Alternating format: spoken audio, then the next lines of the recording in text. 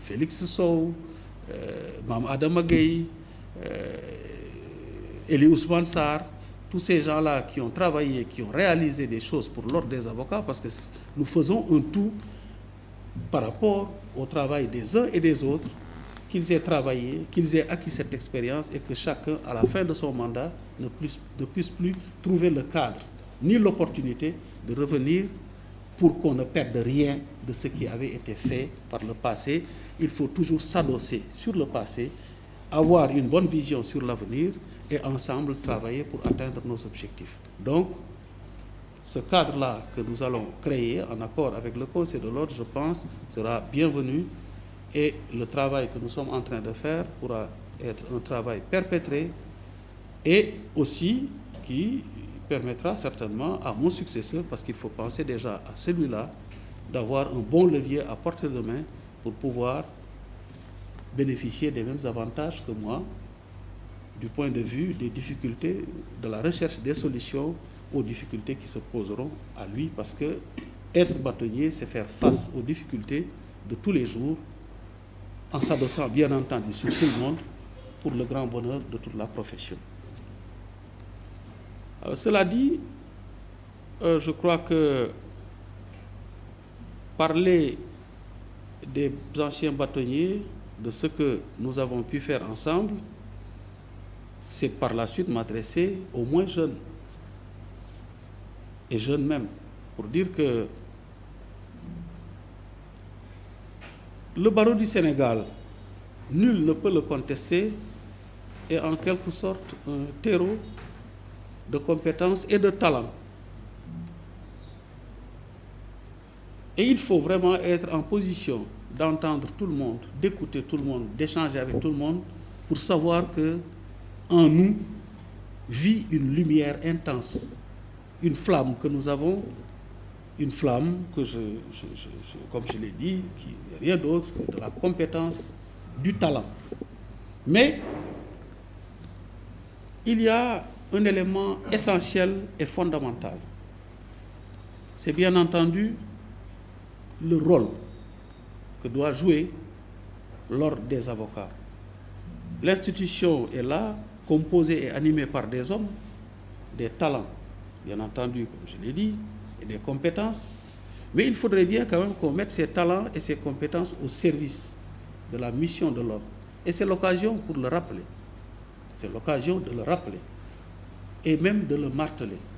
L'ordre est une institution qui a un rôle à jouer au sein de la société. C'est un organe de veille sur les libertés et toutes les libertés. C'est aussi un organe de protection. L'ordre doit protéger les populations. Dans un pays ou dans un État où il n'y a pas d'avocat pour assister les populations, on ne peut pas parler de droit, de triomphe du droit. Ce n'est pas possible. Ce sont les avocats qui portent le droit, les droits des uns et des autres, les droits exprimés sous forme de liberté. Aussi, pourrions-nous considérer que dans un État, qu'il y ait une ouverture, un épanouissement sur le plan économique si les avocats ne sont pas compétents au point de prendre en charge les intérêts du point de vue économique. Donc, le rôle sociétal de l'avocat, de l'institution, est fondamental. Et c'est la raison pour laquelle aucun État ne peut méconnaître l'existence d'un barreau, mais au barreau aussi, d'être conscient de son rôle, de sa position. Pour être un barreau, et là j'en viens à ce mot qui est important, fort. Nous devons rester forts. Et c'est dans cette seule condition que nous serons respectés. C'est dans cette seule condition que nous assumerons nos responsabilités sociétales. Et pour être fort, il y a un élément aussi qui est fondamental, c'est la déontologie. L'avocat, en dehors de sa déontologie, est faible. Et si l'avocat est faible, son ordre est faible. Et à partir de ce moment-là, nous ratons la mission qui nous a été confiée et qui est la nôtre. Cela ne me semble pas discutable. Et c'est l'occasion, justement, pour dire qu'il n'y a pas de barreau fort s'il n'est pas indépendant, et il n'y a pas de barreau indépendant s'il n'est pas fort. L'indépendance et la force, les maîtres mots. Restons indépendants, restons forts, mais soyons pour cela à cheval sur les règles de déontologie. C'est extrêmement important. C'est ça qui nous permet de vivre ensemble, de savoir quelles relations doivent exister entre nous et aussi quelles relations devraient être imposées à tous ceux qui seront en contact avec nous et tous ceux qui, pour une raison ou une autre, pourraient avoir à décider de choses concernant le barreau et concernant même les populations qui sont protégées par les avocats. Avocats, advocatus, nous portons la voix des autres. Et sur la question précise de la déontologie, vous me permettrez quand même de faire un rappel.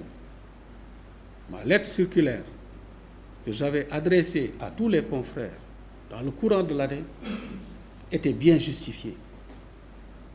C'est lié certes à ce climat politique assez compliqué, mais je ne cesse de dire que quelles que soient les divergences entre les partis, les intérêts des uns et des autres sont portés par des avocats.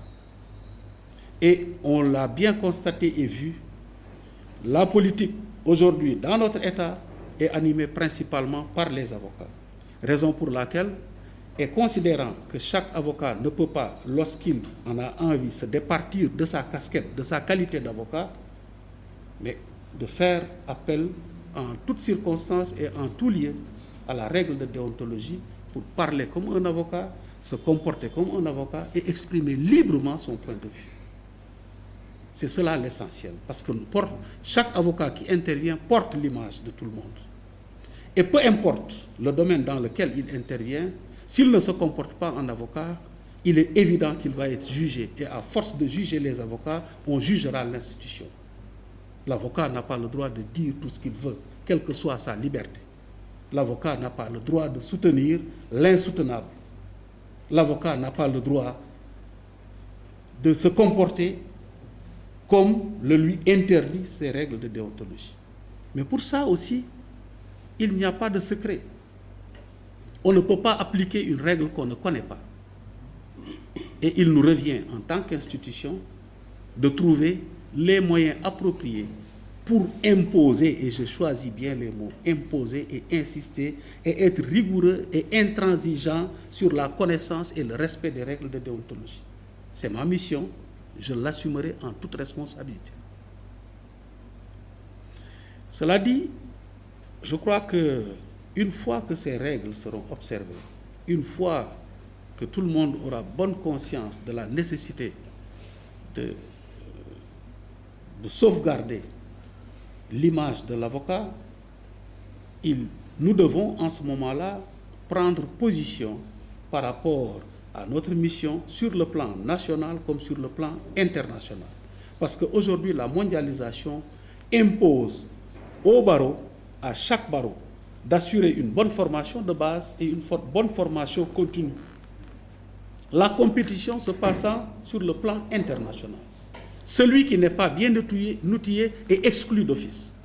Et il serait regrettable que notre barreau ne puisse pas disposer d'éléments suffisamment compétents et suffisamment avertis pour pouvoir compétir sur ce plan international. Cela aussi, ce serait la meilleure façon de signer l'arrêt consacrant la disparition totale de notre ordre, ou en tout cas la relégation de notre ordre à un second plan, ce qui serait inadmissible. L'ordre des avocats du Sénégal a toujours été un ordre fort, en interne et bien respecté sur le plan international. Et c'est dans ce cadre, Madame la doyenne, que je me permettrai de saisir le propos qui a été avancé dans votre discours pour dire effectivement que le barreau du Québec, qui est considéré comme actuellement l'un des barreaux les plus puissants de ce monde, est en relation avec notre barreau à travers l'organe dirigeant de ce barreau, qui est l'ordre des avocats, que j'ai la chance de représenter aujourd'hui. Nous sommes tombés d'accord après échange sur des accords de principe que nous allons formaliser dans un contexte de jumelage. Et ce jumelage-là nous permettra très rapidement, parce qu'ils me l'ont dit, et ils ont également confirmé et donné leur accord de principe, qu'il ne se posera aucun problème pour la formation en matière de médiation et aussi la mise en place des fonds pour la construction, ou en tout cas l'ouverture d'un centre de médiation au sein de la maison de l'avocat pour que nous puissions, à partir de ce moment-là, développer nos activités pour enrichir notre ordre, trouver un moyen de règlement des litiges en sortant du cadre du tribunal et même développer sur l'arbitrage et tout ce qui est considéré aujourd'hui, et la conciliation, comme mode alternatif de règlement des conflits. Rien ne s'y oppose, c'est ce qui se fait dans le monde, et c'est la raison pour laquelle chaque barreau doit avoir un œil bien ouvert sur le monde et essayer de se hisser au niveau du monde entier en prenant comme repère les barreaux les plus avancés dans ce monde. C'est ça mon ambition, c'est ce que j'ai entrepris, et nous sommes à ce stade-là. Il ne reste plus qu'à formaliser, et je tenais quand même à vous l'annoncer pour vous dire que c'est ce que nous avons choisi de faire, parce qu'on dit souvent que qui trop embrasse, mal étreint. Il fallait cibler certaines choses, y travailler, obtenir des résultats et passer après à autre chose.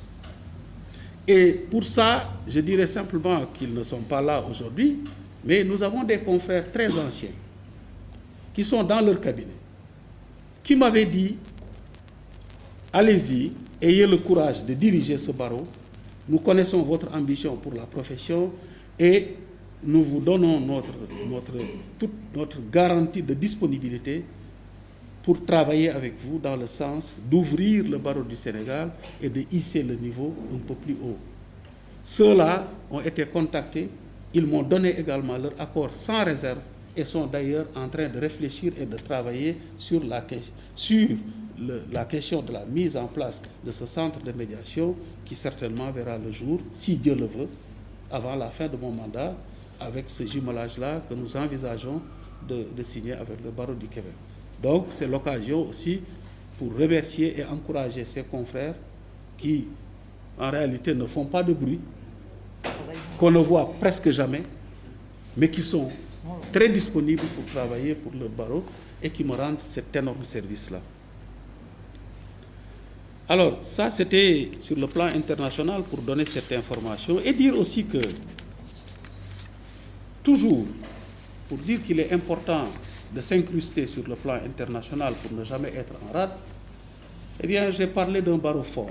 Pour qu'un barreau soit fort, il faut qu'il soit en bonne relation avec les grands barreaux aussi de ce monde et qu'il obtienne également le soutien de ceux-là.